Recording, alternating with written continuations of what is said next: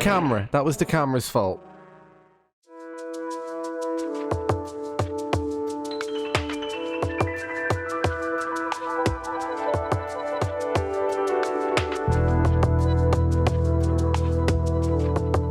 The early 2000s was somewhat of a golden age for 3D platform games, with so many notable examples such as Super Mario Sunshine, Banjo-Tooie, Ratchet & Clank, the Prince of Persia games, just to name a handful. And of course, there were some games amongst these greats that flew under the radar, and for me as a kid, one game I remember playing relentlessly was Project Zoo.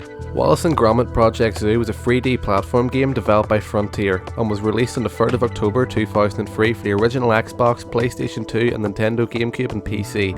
The reception of Project Zoo was pretty middle of the road and was reviewed pretty average by critics. I personally loved it as a kid and replayed it a lot growing up, so today I decided to revisit Project Zoo and play through it to see if it still had that same magic that I remembered as a kid, or if it had changed for the worst.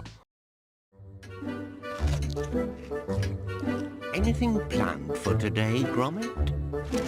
The game starts with a charmingly well animated cutscene and explains the game's plot.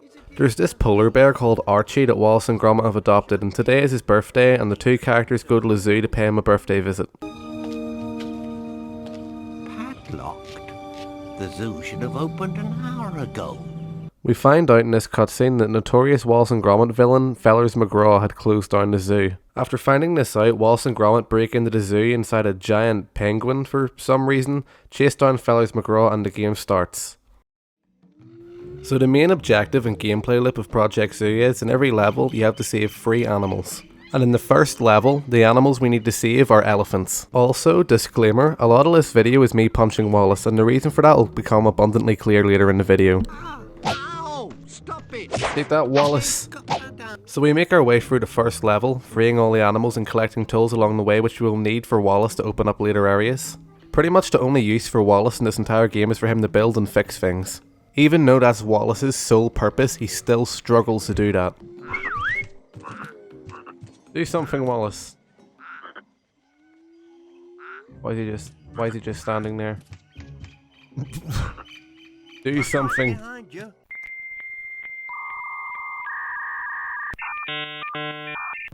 If he makes me go the whole way over there just for him to do something he can easily do without me. Away you go, Gromit. You prick. Anyways, we get Wallace to finally move his ass and make our way into the temple. Once we get inside, we do a bit of platforming, find ourselves a torch tool that we can use later on, and come to our first combat encounter. Fire to Wallace. Next we shoot this target, lifting up this rock which lets us enter deeper into the temple. Isn't that... Oh, the poor little mite. Leave this one to me, Gromit. About time. Geronimo! Oh, oh, oh, oh, oh, oh, ah, ah, ah, oh, whoa, oh, oh, oh, where were you, lad?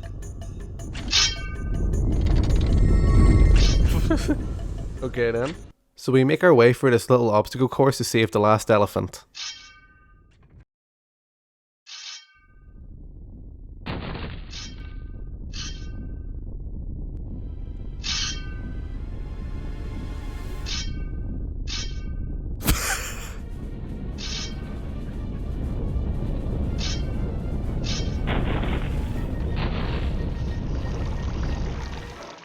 With the first level over, we continue on to the second where we meet our first boss fight.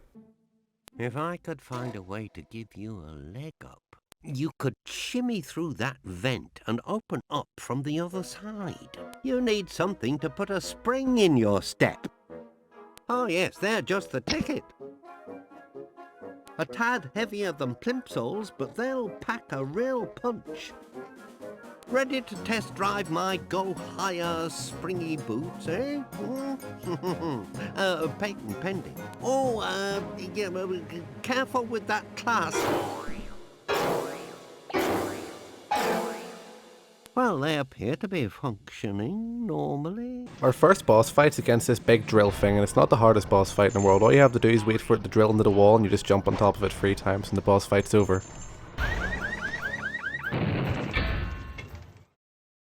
Countdown to D-Day. at D-Day was donkeys years ago. This way, if Feathers is down here, then poor little Archie can't be far away. The next level takes place in a mine, and this level kind of drove my patience a little. You kidding me? One off? You're having a laugh. You're gonna make me go the whole way back just for one. So I did it. I had to go the whole way back to the start of the level just to collect one bolt. There. There's your one bolt. I can't believe he made me go back for one. This isn't the only time this happened either. This happened again not even 5 minutes later. Some bolts, lad. That's what's needed. Oh, for fuck's sake. Here we go again. I am getting these nuts my way. With me being too stubborn to go back, thus begins my journey to grab one bolt by jumping to my death over and over again.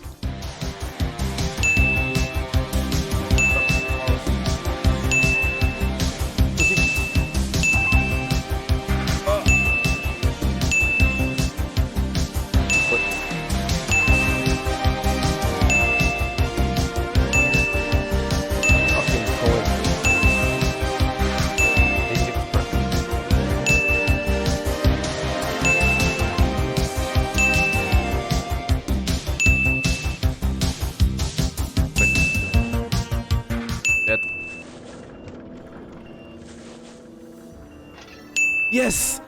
Yes! Finally, I don't know how many attempts that was, but fucking finally. So after 21 attempts, I could finally proceed. Tough boy, Gromit. Why couldn't he get that tool? It was right behind him.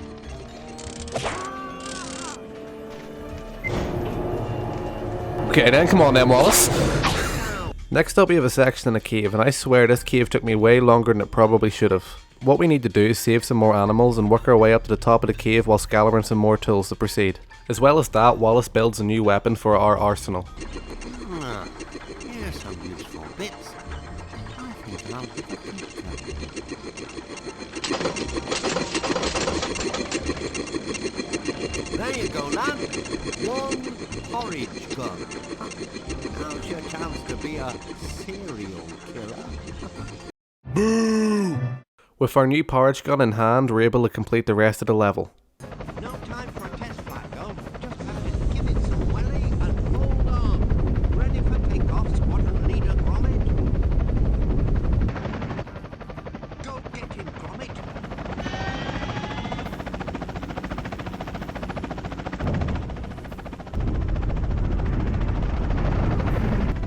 Hey, lad, we're almost on him.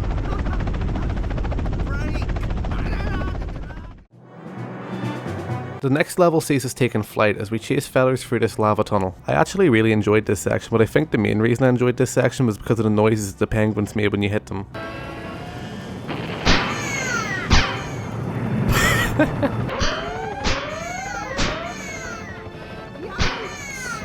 So we end up making it to the end of the level where we have to encounter feathers once more. You should leave the inventing to us professionals. Your trapdoor's stuck tight. And we're not stopping to find out.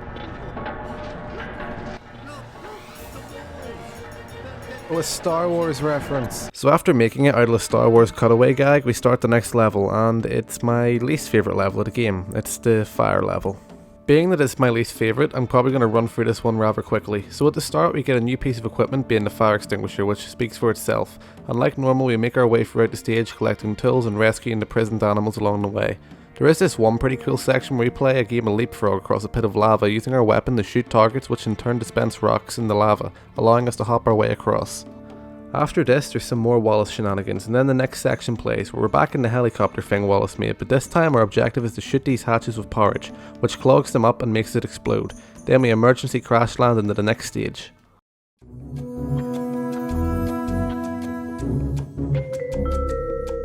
Funnily enough, after what I feel is the worst level is followed by one of my favourite levels in the game, the warehouse level. There's so many unique fun parts of this level, and a highlight being the guards that we have to manoeuvre around.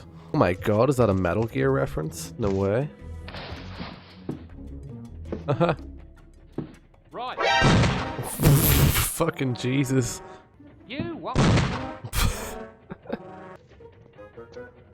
Right, now then. But he didn't see that. Not much going on here then. You, what? Just wait till I get hold of that dog. Fuck. Get hold of that. You, what? Run! Run, Gromit!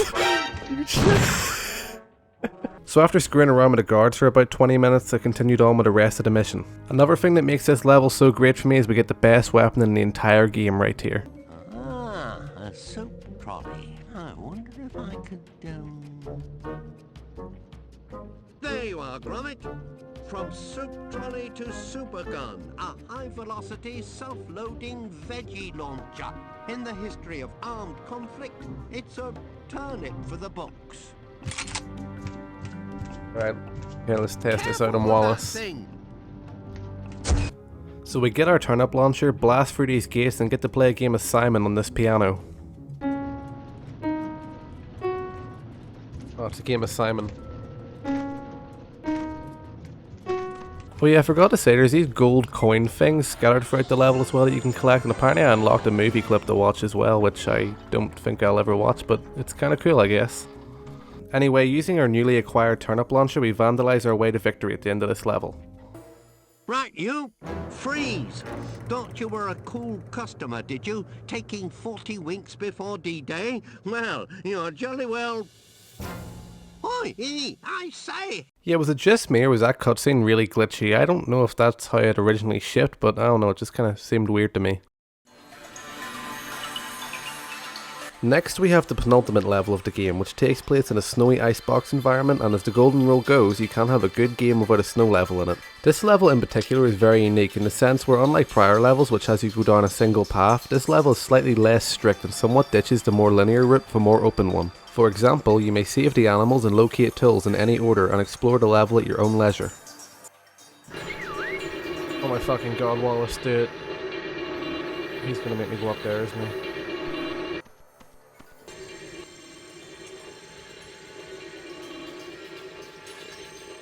Oh yeah, now he fixes it.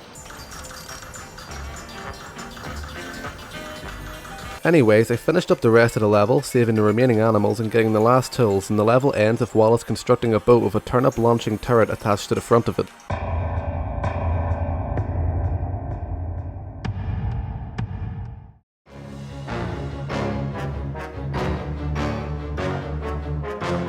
Next up we have another boss fight, which takes place after yet again another failed attempt at catching feathers. For whatever reason, this boss fight was the only time I had real trouble in the entire game. Are you kidding me? One little thing got me. It seems simple enough, just shoot the ice, shoot the submarine when it appears, but for a while it just didn't click with me. What the fuck you meant to do? Bro, what are you meant to do? What?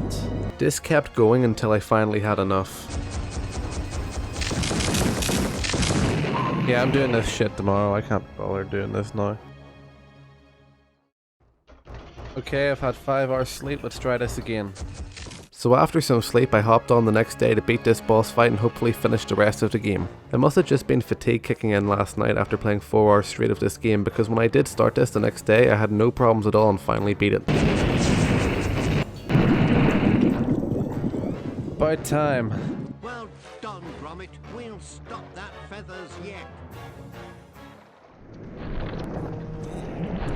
Don't see that, eh? Oh.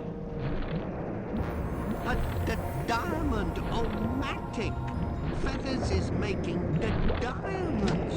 So that's what he means by D-Day.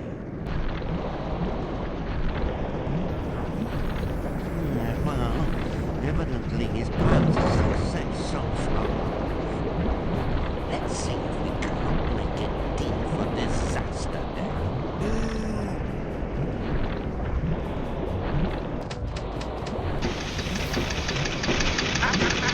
Gromit, you help little Archie there. He seems to have a pressing engagement to win. So the last level sees us infiltrating Feather's underground lair to finally save Archie. In this level, Archie's strapped to a conveyor belt and we have to do everything we can to break any machines that try and kill him. What? How do you die? What?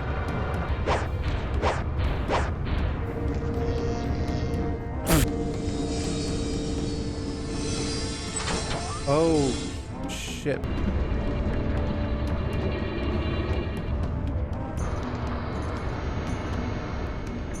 Oh, fuck. He's dead. Oh, dear.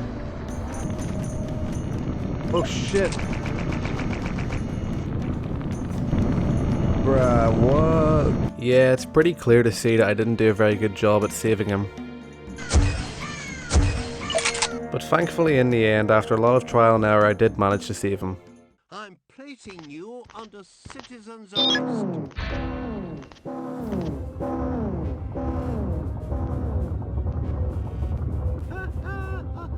Get me out of here!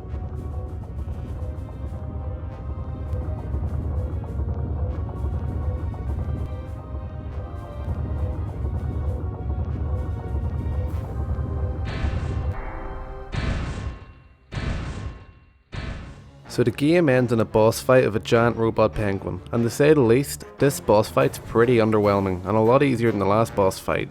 We just shoot the turnip into the robot's mechanical ass a few times, and then again in the face, and that's it over.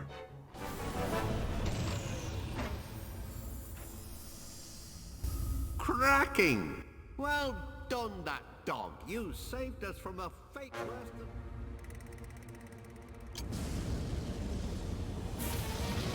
Oi! Come back here, you! You're supposed to be under arrest.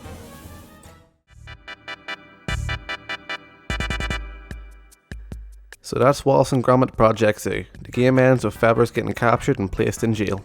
I enjoyed replaying Project Zoo. It did start to drag a bit towards the end, and coming into the ice level I was about done with it, but overall I'd say it's a fun little 3D platformer to mess around in. There's still a lot of the game I didn't really dive into, like I didn't finish all the little bonus levels the game had in each stage, or collect all the little golden coins, but I felt as if I had experienced enough of Project Zoo, and like I said, it's a fun little game to go back to, but I don't think I need to play it again after making this video, at least not for a very long while. So did you ever play Project Zoo years ago and have any memories of the game that you'd like to share? If so, leave a comment down below, and if you never played it, what did you think of it? If you enjoyed the video, giving it a like goes a long way, and if you enjoy looking back at some of these old games, I have a few already up on the channel with some more on the way soon. So subscribe to support the channel so I can revisit more of these games and make more videos on them. I hope you all had a good time watching the video, and if you made it this far, I really appreciate it. And that's all I have to say. Thank you everyone for watching, and see you again in the next video. By the way, it's Family Guy.